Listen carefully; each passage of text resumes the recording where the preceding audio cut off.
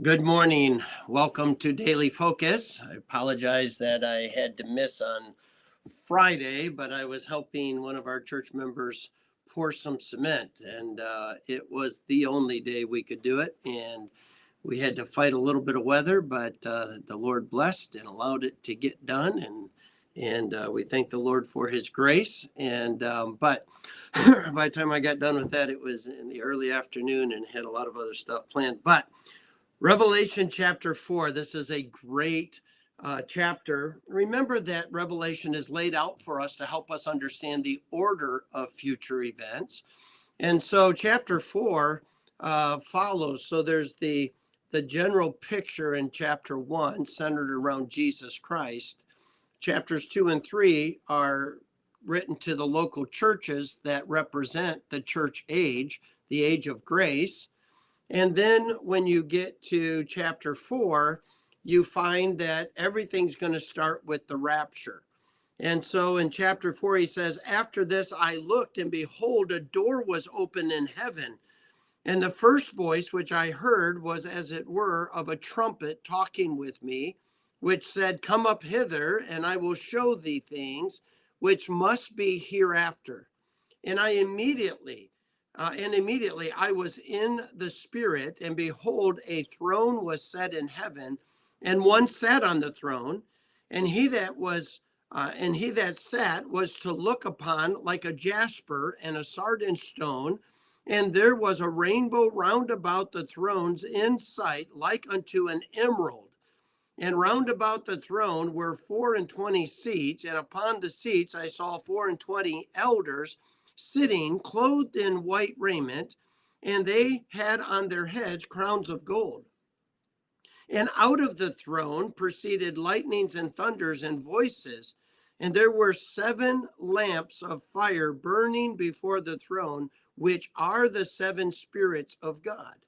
So here we have a picture of the rapture. It pictures exactly what's going to happen for the church right after the rapture. So what happens is we have the church age. The church age ends with the rapture. It's not the second coming. It's not the revelation of Jesus Christ.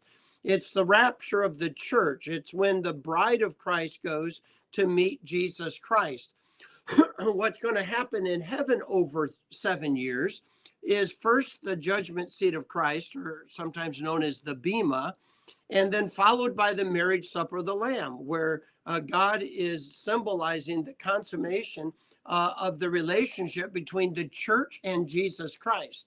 On earth is going to be the fulfillment of what God prophesied regarding Israel and the bringing of Israel back to himself.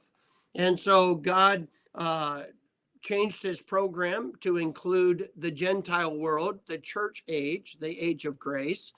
And he, as it were, put on hold what he was going to do with Israel. He picks that up on earth after the rapture. So when the bride of Christ is no longer on earth, what he has planned and designed for them is over on earth. And what he has decided for them in heaven is going to take place over the next 7 years. So there's 2 things happening: what's happening in heaven with the church, and then what is happening on earth regarding Israel. And so when the age of grace is over, we go back under the dispensation of the law, and Israel will be making its way to Jerusalem. There is going to be a future establishment of the kingdom, but God is going to pour out his wrath on the rejection of the earth of his son, Jesus Christ. And what's going to happen is the whole world is going to come against Israel.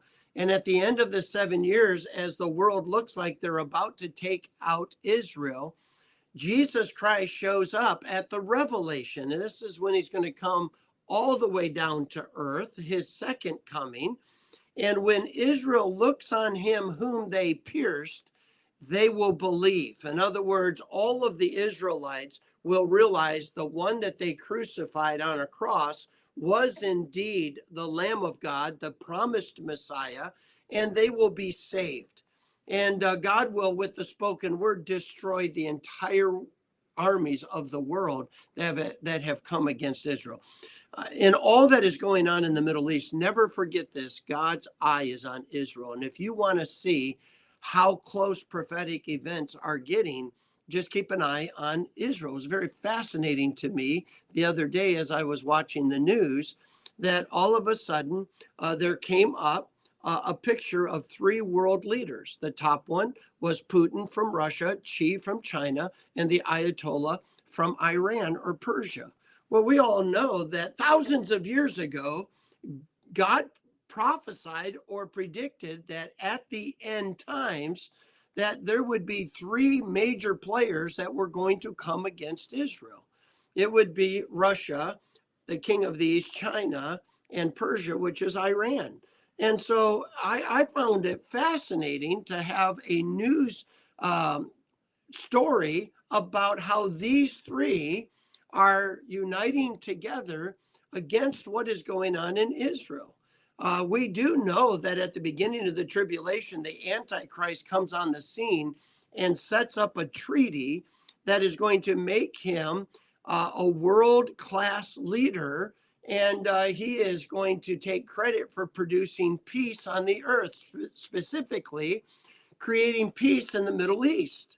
And we know it's short-lived, and that at the halfway point, he's going to destroy all of that peace by erecting an image of himself and demanding that the whole world worship him.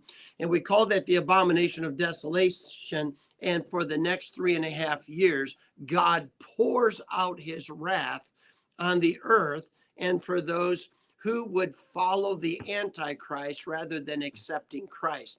So what we see going on today is really not a one group of people against another group of people. What we really find is it is Antichrist versus Jesus Christ. It's always been that way, and we're watching it is still that way today. Well, it'll be that way in end times. So what we find here in Revelation chapter 4 is this wonderful illustration as God is unfolding future events so we can understand them.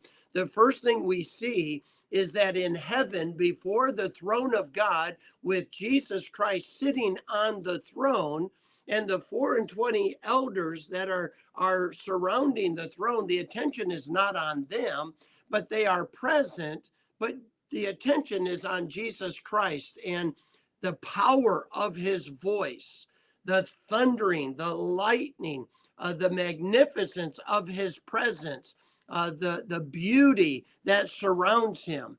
But who is there? Well, the candlesticks, which represent the church, and the spirits, which represent the pastors. And God is saying that they are here to be judged. Now, we're going to look tomorrow as God unfolds this chapter a little bit more of what are the roles of angels and specifically of cherubims and God's most powerful creatures, one of which Lucifer was before he fell. And so the devil is a very powerful creation of God, but he is still in submission to God's program. God has unleashed him to be able to have some freedom, be the God of this world, but it only is in the context of what God allows. And God is going to one day bind him forever and cast him into the lake of fire for his final doom. But until then, it seems like Lucifer, the devil, has free reign on the earth to do what he wants. But we have to remember that greater is he that is in us than he that is in the world. He is still subject to God, and God can intervene at any time.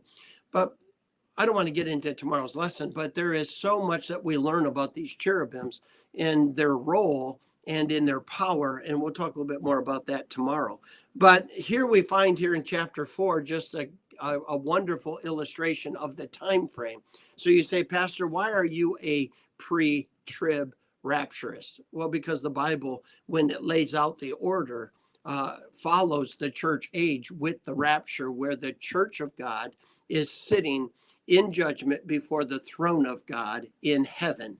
And so we'll look at that a little bit more. But there's some great encouragement that comes tomorrow from this illustration of the cherubim. So you stay tuned. Look forward to tomorrow. I can't wait to unfold that part for you as well. But verse number 6 simply says this. And before the throne there was a sea of glass like unto a crystal, and in the midst of the throne and round about the throne were four beasts full of eyes before and behind. And what does that mean? Well, you stay tuned. Tomorrow I'm going to unfold the wonderful truth of what God unveils for us in chapter 4. God bless you. I hope you have a great day. Let's remember to be thankful all week. God bless you.